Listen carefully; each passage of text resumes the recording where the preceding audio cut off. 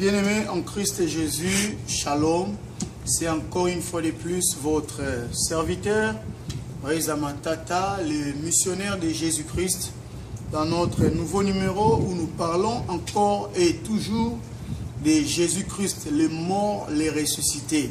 Et c'est lui qui est assis à la droite du Père, qui est en train d'intercéder pour moi et toi tous les jours. Nous allons prier le Seigneur. Seigneur Dieu, nous voulons te dire merci pour ta grâce. Nous prions que tu disposes le cœur de tout un chacun qui nous suivra, afin que chacun de nous ait sa part dans ces moments favorables auxquels tu nous as donnés. Au nom de Jésus, nous avons ainsi prié, nous disons Amen. Jean chapitre 14, le verset 4. Et vous, et je vais, savez les chemins. C'est Jésus qui parle. Thomas lui dit, le verset 5, Seigneur, nous savons où tu vas. Comment en saurions-nous les chemins? Verset 6, Jésus lui dit, moi je suis le chemin, la vérité et la vie. Nul ne vient au Père sans passer par moi. Alléluia. Le message de ce soir s'intitule « Je suis le chemin, la vérité et la vie ». J'aimerais d'entrée de jeu nous dire ceci.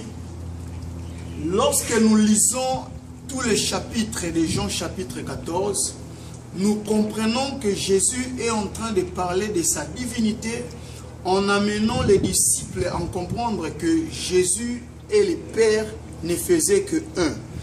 Et au verset 8, nous remarquerons que Philippe posa la question à Jésus en lui disant, Maître, si seulement tu nous montrais le Père, cela nous suffirait.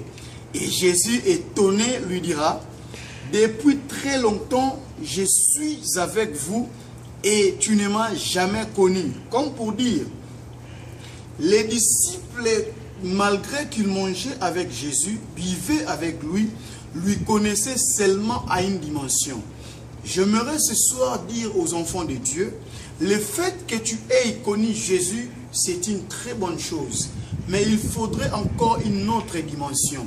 Car dans la vie avec Dieu et dans la marche avec le Seigneur, il est très important de faire toujours un pas en avant, afin que nous puissions connaître Dieu encore plus d'avance. Alléluia.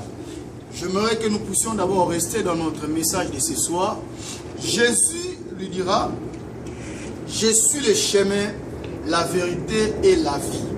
Jésus étant le chemin, lui-même nous attire vers lui. Et une fois arrivés sur le chemin, nous rencontrons une vérité.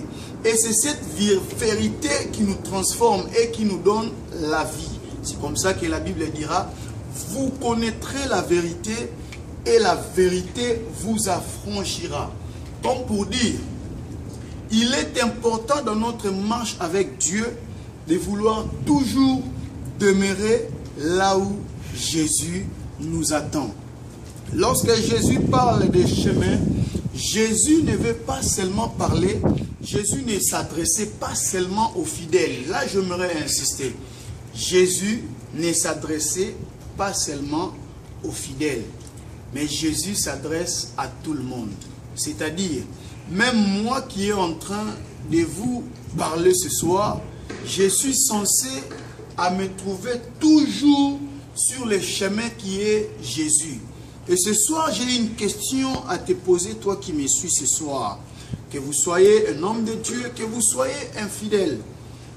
Êtes-vous toujours sur le chemin qui est Jésus?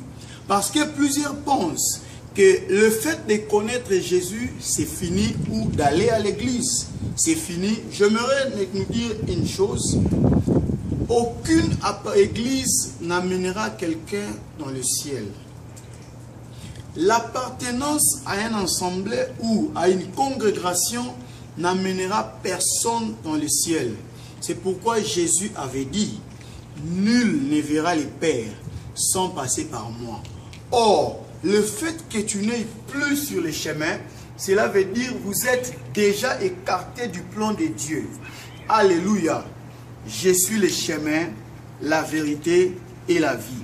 Et ce soir, ma plus grande exhortation pour toi qui me suis ce soir est que tu demeures encore dans les chemins qui est Jésus, en marchant dans la sanctification et en observant sa loi, et que ce livre de la loi ne s'éloigne point de ta vie. Seigneur Jésus, nous te bénissons, car c'est toi qui donnes à ton peuple la force et la capacité de pouvoir demeurer sur les chemins et de pouvoir vivre et marcher avec toi. Car sans toi, nous ne pouvons rien faire. Bénis chacun de nous et donne-nous la force de pouvoir tenir, car le monde est en train de vouloir nous séduire. Donne-nous la force et garde ton peuple fidèle. Au nom de Jésus, nous avons ainsi prié. Nous disons Amen. Que Dieu vous bénisse. À nous revoir au prochain numéro.